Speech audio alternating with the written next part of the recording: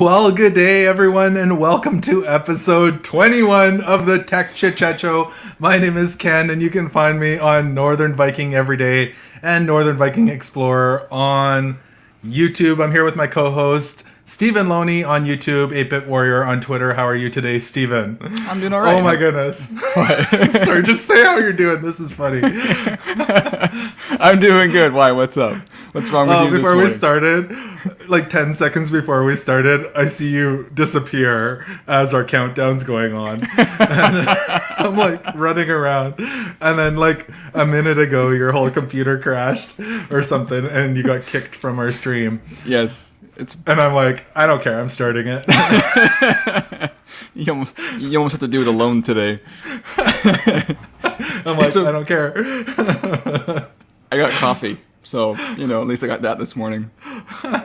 That's good. I have coffee too. Right there. No, I forgot that I had the AC still on and it was going. I'm like, I got the AC running. I think I can turn that off. Otherwise, we'll have the AC blurring in the background. So for those of you who don't know, I don't think Steven can see it, but when the countdown goes on, I can see a tiny little picture of him and what he's up to before we go live, and I saw him disappear. You've been spying on me? I can spy on you. So when you never told me this information.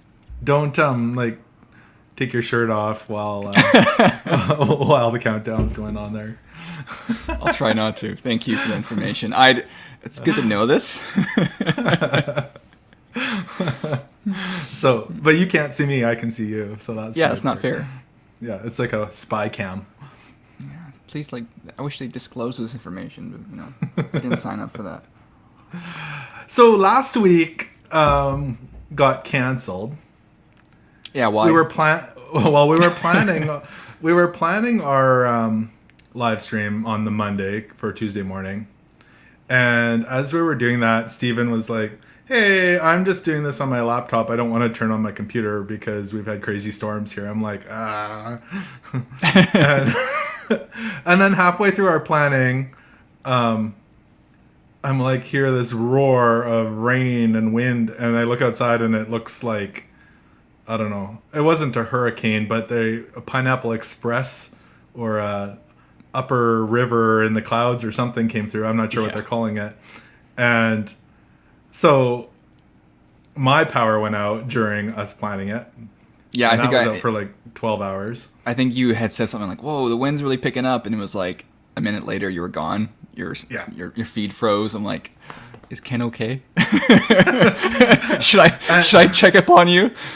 And even our internet and dare I say Cablevision, we still pay for that, yes, was out for till like the middle of the day the next day. So life under the candlelight was for us.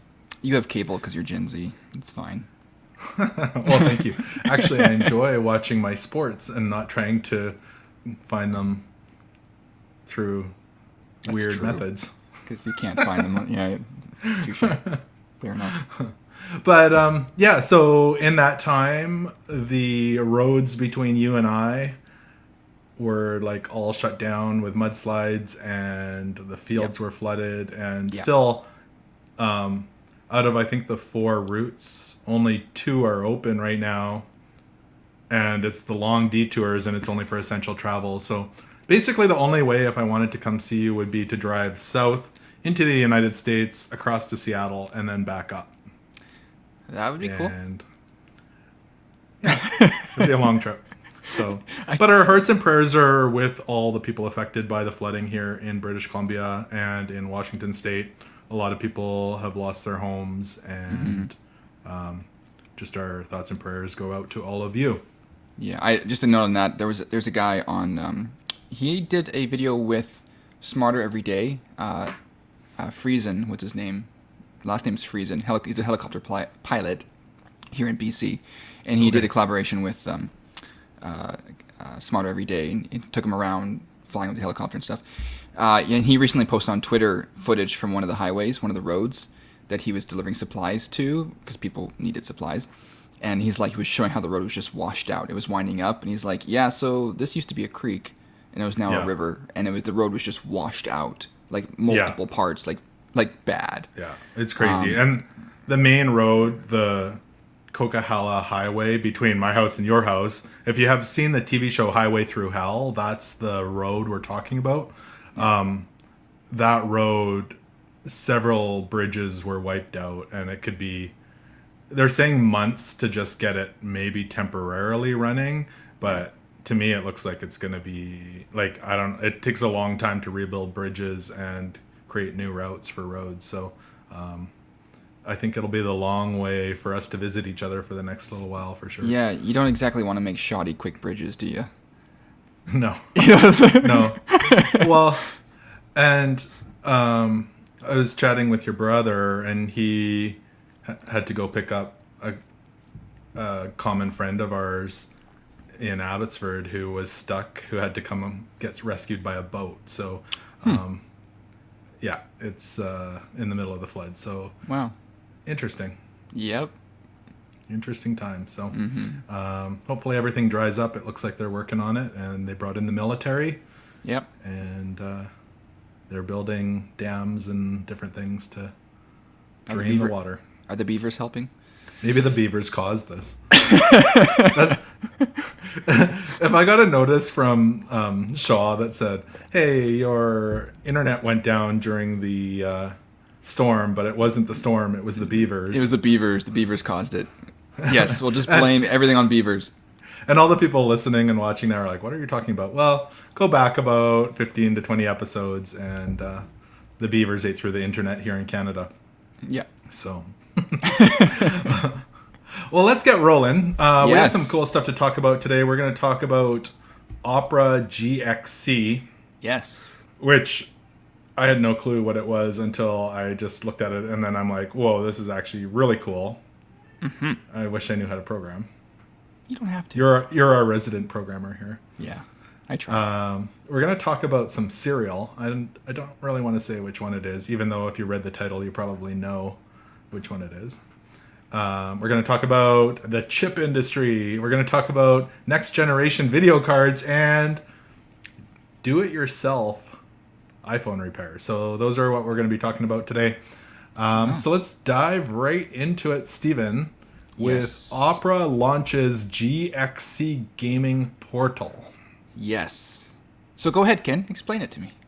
I'm not going to fully explain it. I'm kidding. So yeah, let me do my best interpretation. Sure. And I'm probably going to butcher this, but I look forward to it. So Opera and GameMaker are going live. I'm reading now. Go live with GXC. And what I'm understanding GXC to be is a place where developers of games, such as yourself and other people, can upload their games for other people to play, and they can be discovered. And there was a little video here that I watched, and the first thing that came to my mind is this is the YouTube of video games. Yeah, it's close. Yeah. Do you feel like that's like a kind of a good example of it?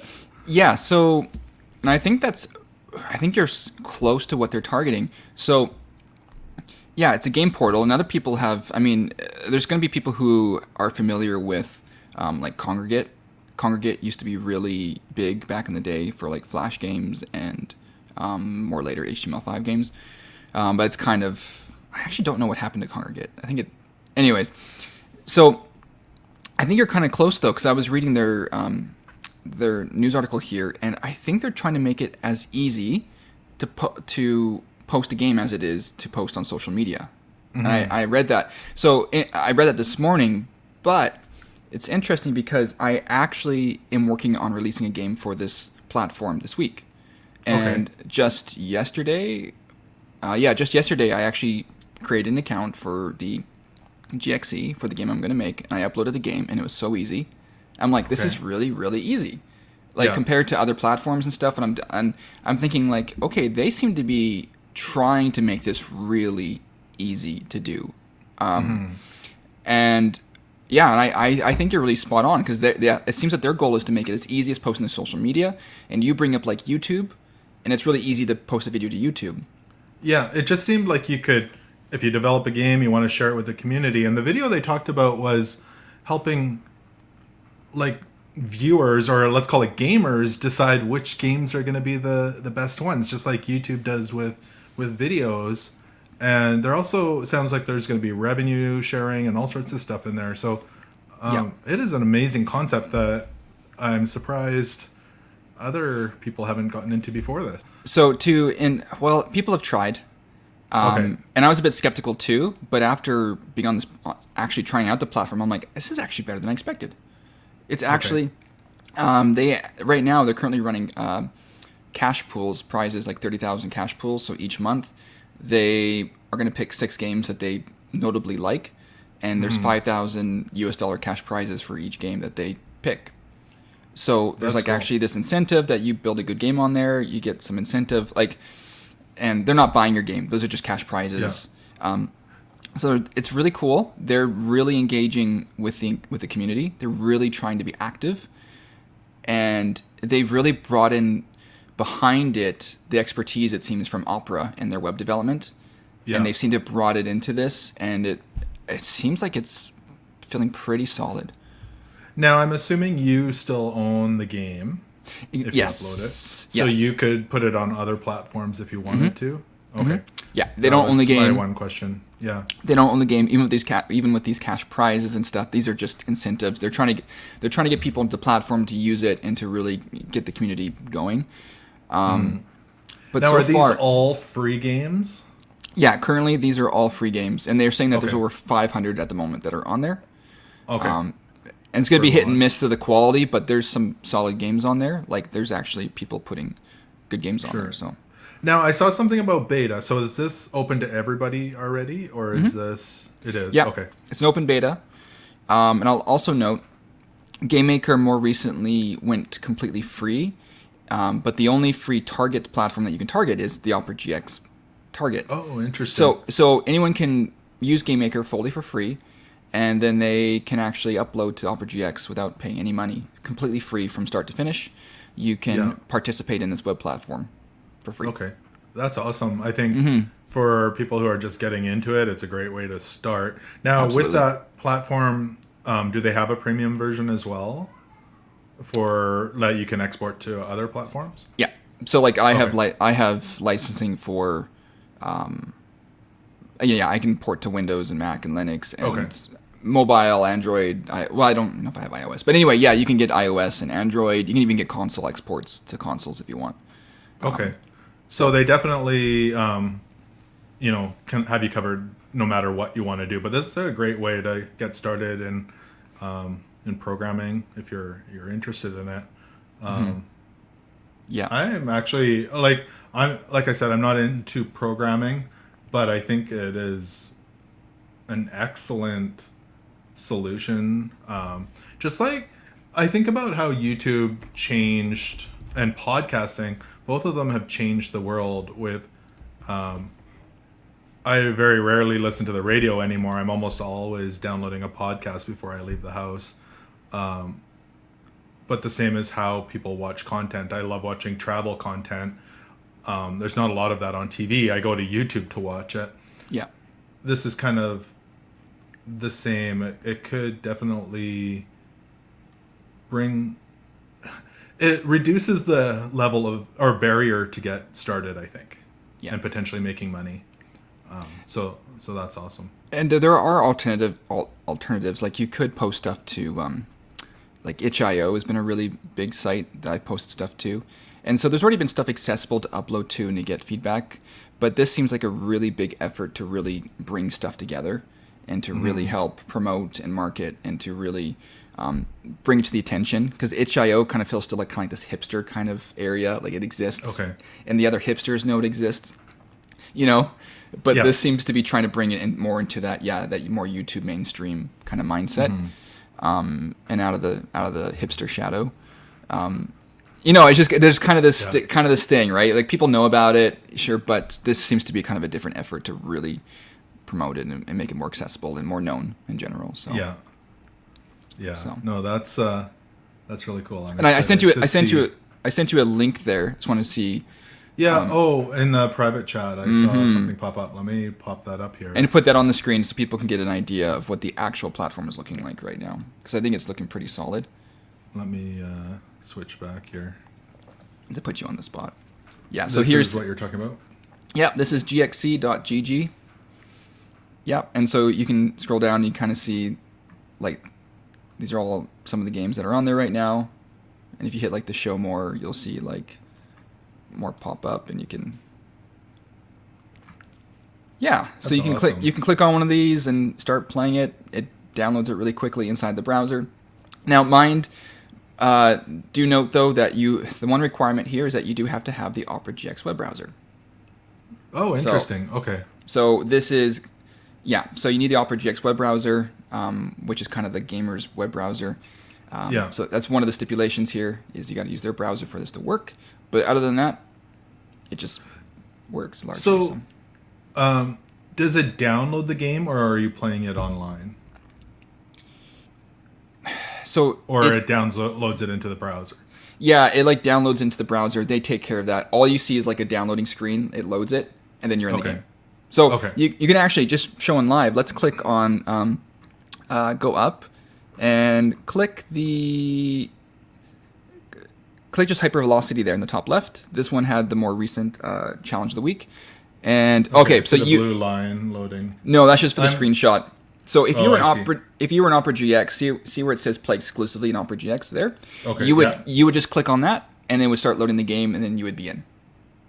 Oh, that's gotcha. It. Okay. And that's as easy. So I'm using Chrome right now, so there would be no way to play it in Chrome. Yeah, at least at the moment. But so that would now just take you to a link to download Opera GX. But if you have the Opera GX open, you would just click on that, it would download it, and play it all within the browser.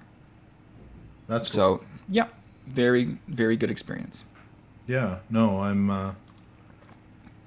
excited to try that out for sure. It's exciting for me because this is the community I've been a part of for a long time. And it seems like it's really active, and it just seems like there's more people using it. It seems to be going in a good direction with like the design where Game Maker is going and things like that. So it seems like people have been working hard. And so it's really cool to see that. Yeah, no, that's awesome. So I'm excited to see where that goes. And you were asking me yesterday if I knew what GXC stood for. I still don't. Oh yeah, I said I was going to call you out on that, and I forgot to. And you were calling Opera Oprah, and then this just wasn't going well. Well, that was only because I wanted to give prizes away. You get a prize. You get a prize. You get a car. Well, that's kind of what Opera's doing right now. You get $5,000. You get $5,000. You get a game. You get $5,000. Yeah. All right. Anyway. Let's roll on after that. Yes. Chexquest HD exists. You sent me this the other day. Yeah. Yeah. Serial video games. Let's start out by saying, who misses toys and games in your cereal box? I do. I miss Remember the good old days when you get a movie? Like a VHS tape, Airbud on DVD. I think we got a few different Airbuds on DVD. Yeah, that seems familiar.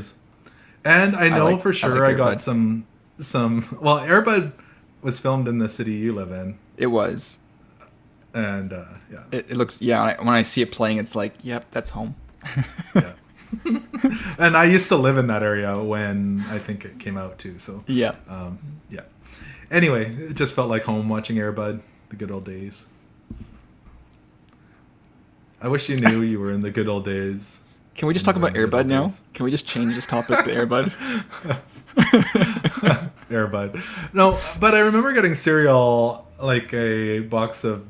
I think they came in Cheerios. There was like Scrabble on disc, and there might have been like Monopoly and a few different games like that. That came in like... Cheerios I got one of my favorite was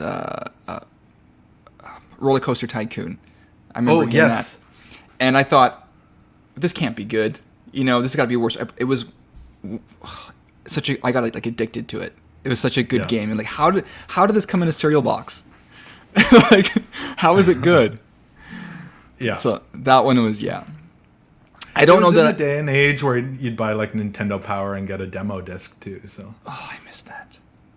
The good old days. So I think Now we just download Fortnite for free and play it, but yeah, it's not the same. We don't get that in a cereal it's box. not the same. I want the disc. So Chexquest. Okay, Chexquest. So Chexquest, this came out. This was bundled with Chex cereal back in 1996.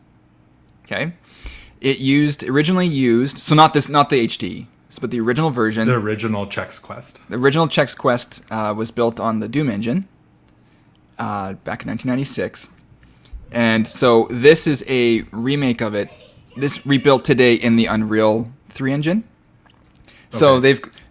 they've gone from like the cutting edge of like 96 tech to like the cutting edge of like today tech.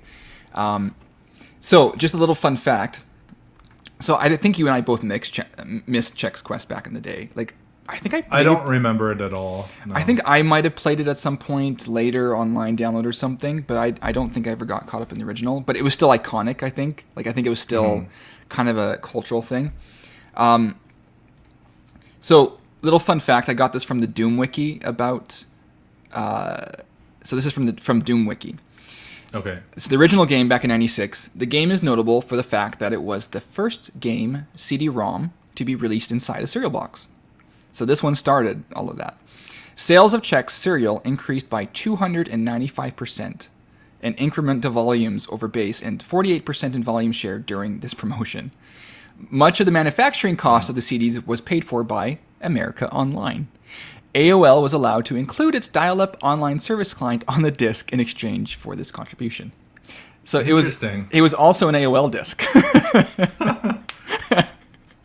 So that's how they covered the manufacturing costs and got it in the cereal.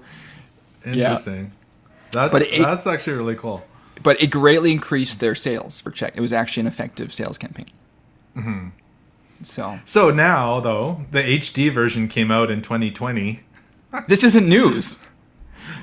We bring this up. News. May 18th, 2020, you can travel to the remote planet of Bozoic. To free galactic citizens from evil cereal-eating phlemoids. It's bad. But it's good. It's bad, but good. Yeah. And, it's free. It's available on Windows and Mac for all you Mac users out there. It's you can go get it on Steam. You know what? And go ahead. It was interesting because I was on Steam and I'm like, Chexquest. And then I messaged another friend of mine who's also kind of like nerdy and tech savvy about these kind of things, who knows, and he also wasn't aware of it. We're like, why don't we know about this? How did the Chexquest remaster or whatever make it out? And so it was news to us. That's why we're bringing it up, because it's news to us. We're late. Yeah. And it's probably late to some of you out there. Did you just call your friend a nerd? Sorry, a dork. We're dorks. Sorry. I'll clarify. It's reality, all right? It's okay. Are you talking about a person that starts with the letter C? Yes. Okay, we won't call you out. Hi, Cody. Awesome. So, along with that, we'll bring this up. There is the Chexquest comic book. Yes. And it's got the Chex mix here with all the different characters. Now, the funny part, you scroll down in here, and on like the third page, there's a guy getting his DVD out of, or I would probably a CD. Yeah. I don't know what it would be back then. Out of his rice Chex cereal. Who's calling me? Nobody important. Probably the dentist. And it's pretty cool. Yeah, There's a for those who don't have video, that would be the angry video game nerd getting a disc out of his cereal. Yeah.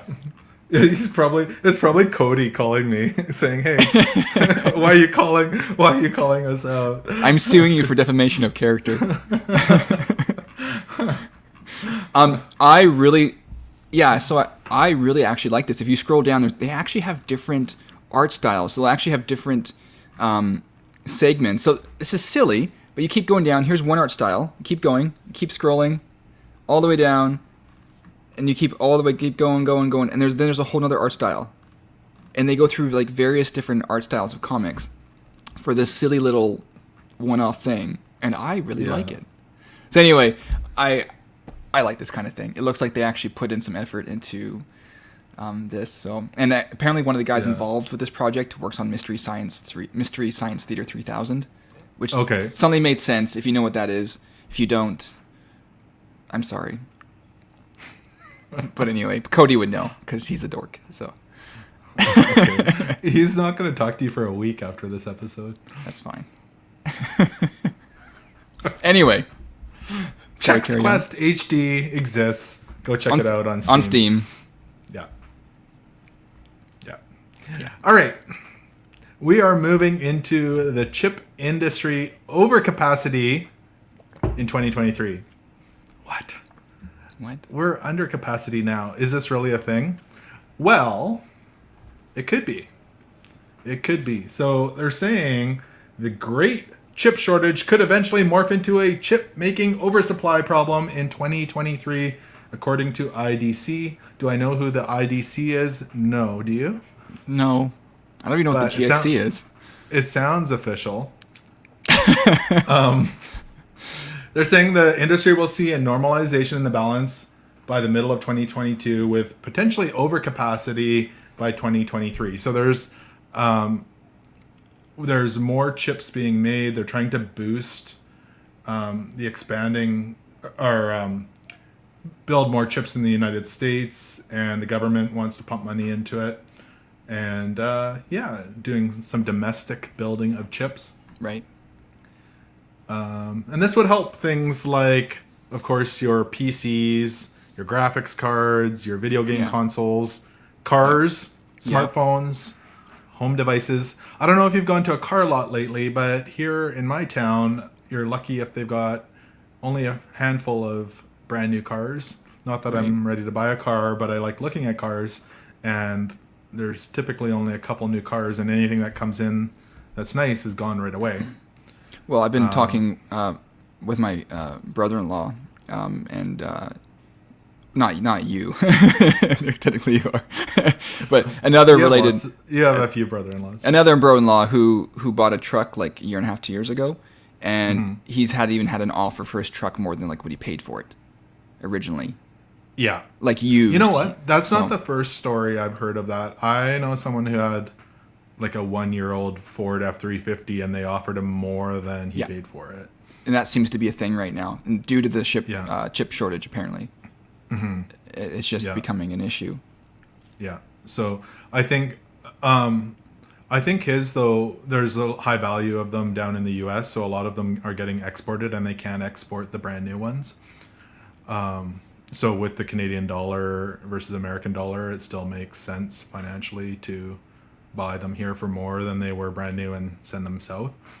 And more so now with the chip shortage. So very interesting. Who knew you could buy a car and make money? Yeah, usually they depreciate, right? Yeah.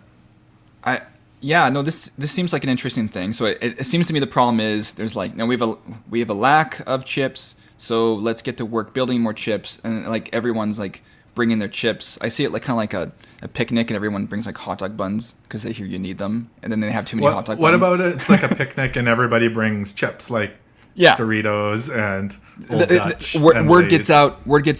We don't have any chips. We need more Doritos and stuff, and everybody brings Doritos, and then you have you just have Doritos for a picnic. Like as long as they're Cool Ranch, I'm good. News in 2022, we have an oversupply of Cool Ranch Doritos. Cool Ranch and Flaming Hot Flaming Hot, what are they called? Tostitos. Not Tostitos. Cheetos. Cheetos. That's a good question. If you're listening from the US or other parts of the world, do you have Flaming Hot Cheetos? Do they have an oversupply of those Cheetos? Does that ever happen? I don't know. We have them here. It's like, I know your brother's, who often sits next to you there, and my son's one of their favorite snacks. The hot flamingos. Hey man, Flaming Hot Flamingos. How did we get on? We are all over the place today. This is good quality tech talk. Like and subscribe. Yeah. This is like a TED talk. You can't dislike us anymore. It's not visible, so we don't care. Yeah. Yeah. You don't see how many dislikes we get. That's right. We can't see it. We don't know. That's Whatever. a whole nother matter. Yeah, we could have talked about that today. Okay. I'm going to just throw this in here. Go ahead. My son asked me the other day, what are your thoughts on that? And I'm going to ask you the same question. What are your thoughts on that? I don't like it. You don't like it? No. Interesting. Yep. Because now a really good point is I go into a video. If I go into a video and I see, and I'm trying to get technical help on something, and I see 30 likes and 5,000 dislikes, I know that this is very likely to be a waste of my time. Yeah. I go into it and I go, yeah, this ratio says this is just low ball content. I'm out. Yeah. Yeah. And now that's gone. That feedback is gone. Being able to gauge that, now it's like, now the likes are just kind of useless. It's almost, it's more a ratio of how many people watch. It's kind of a redundant thing now. It's showing you a percentage of how many people have watched. There's not, I am not a fan of it. And so I would be okay if by default they had it removed, but you could still explicitly enable it by choice. Yeah. I want the feedback. So I have two trains of thought on it. One, I agree, especially with like a tutorial video or a tech video. If it's getting 40%, it might not be showing what they're claiming to show. Yeah.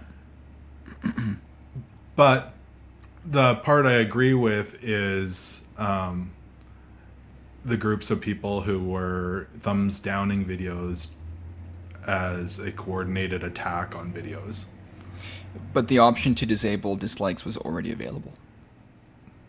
To show that information was still already available. It was already a thing. So if you knew you were putting out a political video, for example, that was controversial, you could disable it already. I'm not even talking about political. I'm just talking about in general. So I don't know. I just think that the problem is I know a lot of people use the dislike button for saying this is content I'm not interested in as well. And I think a solution would be to actually, when you dislike, you have to select why you dislike it. Yeah. Inaccurate, not what I'm interested in, and maybe a couple other options. And I think that would maybe help fix the problem. Yeah, no, that seems reasonable. And because maybe bad content, like if it's not what I'm looking for, shouldn't count against the person. But it's you know, their fault that they were served.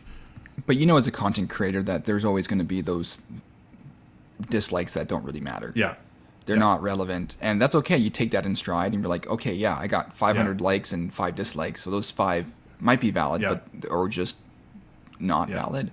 The best videos ever, you go look at any video, it's always going to have thumbs down, unless it's maybe brand new. There will be thumbs down, and it's probably mostly, if it's a really good video, it could be just someone saying I'm not interested in this, but... All right, that's our side tangent. I'm gonna straight us. I know. I could talk to that for the next half hour to hour. I think even so. Yeah. Before we do that's a big debate on its own. Yeah. That's why we're here, to drink coffee and talk be happy. About tech. And I said be happy, Ken. You're not gonna be very happy because you just finished your coffee. Yeah. I still have half a coffee here. All right. So leading in from the last article, they talked about the end of the last article that we showed you was talking about the chip shortage helping, or as chips start to come back, it could also lead into the next generation of RTX series cards. And there have been some rumors surfacing that there could be an RTX 4000 series card coming next year. And let's pull this up here so you guys can have a look. A looky-loo, and especially those people who are on our podcast, just close your eyes and imagine what we're talking about. Except if you're driving and listening.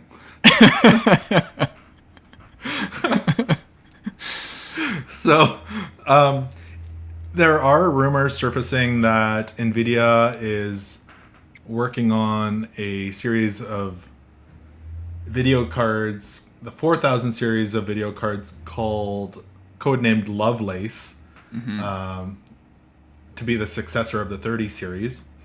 And with the chip shortage hopefully changing over time here, we could see them shipping as early as late 2022. Right. Did I say that weird? 2022, in about a year. 2022. Yeah, 2022. The interesting thing about this is most people still can't get their hands on a 3000 series graphics card. No. I know. So, I mean, we always companies want to continue to evolve and get better. I understand that, but it's just an interesting thing that we can't. Barely anyone can get a 3000 series card, and yet they're already working on the next gen. It would be like them saying the PS6 is coming out next year. Well, and they're still talking of re-releasing the 2060 as well from the 2000 series line. Yeah. To help with stuff. Well, and that's all just to get caught up, I think, in demand. Yeah, Crypto miners. Arr. Yeah. You're right. They still want to keep innovating. Yeah. And they still, because Nvidia still has shareholders to keep happy. Like, you still need to keep innovating. You're a publicly traded company. You can't just sit idle. And even if it is like largely a paper launch, they have the tech ready when things become accessible. So this line, some notes about it is it is believed, according to the rumor, to be using the 5 nanometer process, which would be down from the 8 nanometer. So it would be a more efficient chip.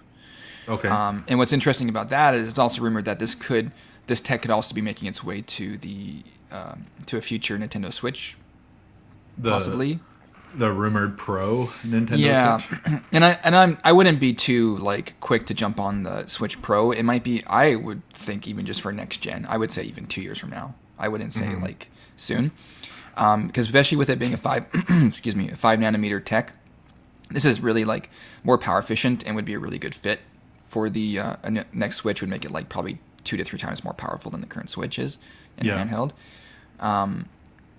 But so that's where the possibility is for the Switch and mobile devices. It's 5 nanometer. That tech could really be efficient. But they're also talking, the rumor also has it that there could be over 18,000 CUDA cores on the flagship version of the 4000, which if people don't know what that is, that's basically a bunch of little CPUs that run parallel tasks. That's It sounds cool. Just for perspective, the current flagship ones have 10 to 12,000 CUDA cores in it, kind of deal. So this would be quite a jump from 10 to 12,000 to 18,000. It's the things that make all the graphics look pretty.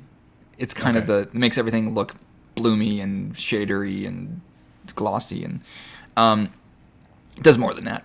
So, but with that, again, like we discussed in our last video, with the Intel stuff being more efficient overall, megahertz for megahertz more efficient. But the i9, how when you push everything, it can actually draw a lot of power. Likewise with these cards, they're more efficient, megahertz for megahertz and CUDA core for CUDA core. But when you have all 18,000 cores running, it actually could draw potentially a lot of power. And this rumor is saying that it could draw nearly up to double the power, and on the top card, which could mean which would mean 600 to 800 watt power draw on a video card, which is crazy. Yeah. So it's cool. I mean, you're right. They got to keep innovating and stuff, but will we get our hands on them? Will there be an oversupply in 2022, and will it become? Will you be able to get the $329 version of the 3060, 4060, 4060? I don't know if that's the price, but if it's the same as the 3060. Yeah. Where's the list? I want to put my name on it now. Yeah. Because that's how long the wait is going to be. Yeah. Not a bad idea. So, all right. Do you have an iPhone? No, sir. No? I used to have an iPhone until it broke. I used to have an iPod Touch. I still have one floating around, but it's so old that I don't consider myself having one. Does it need a repair? Well, I think it's like a third gen iPod Touch, so it's like from like 2011. So Well, the last iPhone I had was the 3GS, so yeah, that was the a long same. time Yeah, ago. yeah, that's the same. Yeah, I don't think And that's then worth repairing. I switched over to the bright side.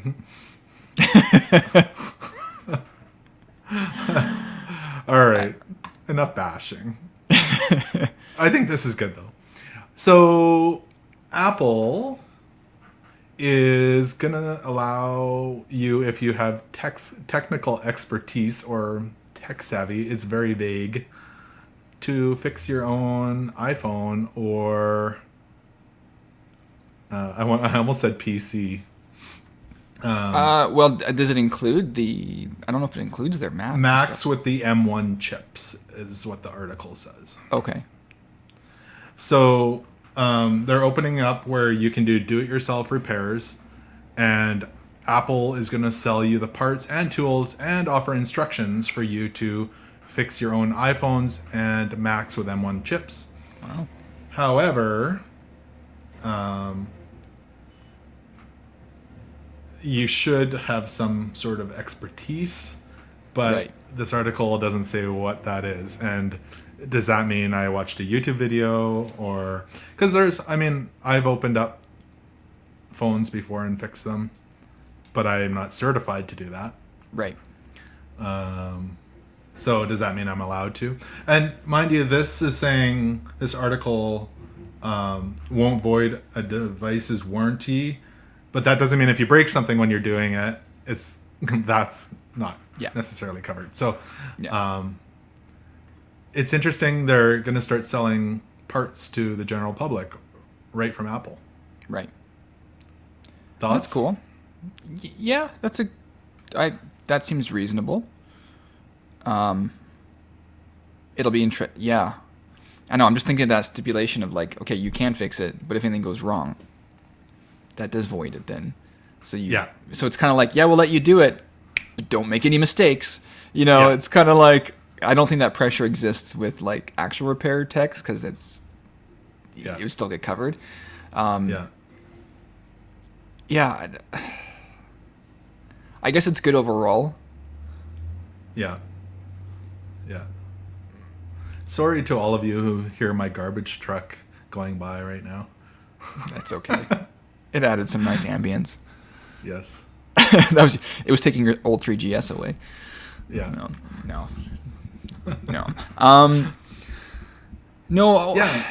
Well, I guess they've already been selling parts though to stores who, like professionals who fix the phones, but I think it's an interesting concept. If you are technically inclined, a lot of people are very technically inclined. They fix their own cars, they fix their own houses, they fix their own everything, and to be able to fix your phone yourself, I think if you have the technical ability and you feel comfortable, I think it's a great option. Yeah, and I think was it voiding a warranty if you had like a Mac or laptop and you were like upgrading just the hard drive or the RAM? Like would that have... I don't know. Like, that's a good question. Because that's a very common task, to just upgrade your RAM or your storage. Those things are normal. So if you had like what was the Mac Pro with just all in one screen? Yeah. I know somebody who upgraded theirs, and I can't remember if they were actually technically voiding the warranty or not, just to upgrade it. They went and upgraded the storage. Yeah. And or did you have to take it into the Apple store to do it? Yeah. So those are common, like even just those tasks, a lot of people can do. Those aren't usually difficult. So anyway, it seems good. It'll be interesting to see how this plays out, to see if there's a lot of people like, is there going to be people being like, yeah, let's do it, and then Apple gets it. Whoa, we're big. We're big. Too close for comfort. Wrong button. You stay that close away. No, go away. All right. That's gonna make no sense to the podcast. People listening in podcast. Yeah. We just absolutely zoomed ourselves in. So Ken was encroaching on my bubble. Yeah. We were not 2 meters apart at that No. So Anyhow, we'll see That where was that goes. That was a fake cough, by the way. That was very much fake. So, yeah. All right, so that's the do-it-yourself iPhone fix. Yeah, it's good for people who like doing that kind of stuff. Yeah. All right, we do have a question of the day. Actually, we have a couple. Did you play the original Chexquest? Mm-hmm. And the second question, do you eat Chex? I'll let you go first, Stephen.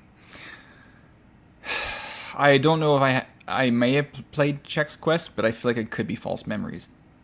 They could be like false memories, like inserted from like the culture of it, being like, "Yo, I played it," but I don't actually know. Okay, I did not play it.